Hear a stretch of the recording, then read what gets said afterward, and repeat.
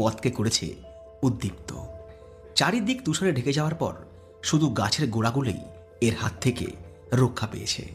ঘোড়ার খুরের আওয়াজ পেয়ে ডানা ঝাপটিয়ে উড়ে যাচ্ছে কয়েকটা পাহাড়ি কাক। আমার ঘোড়ার প্রায় গা ঘেঁষেই চলেছে আরেকটা ঘোড়া। যেন বহুদিন পরে পুরনো দুই বন্ধুর সাক্ষাৎ হয়েছে।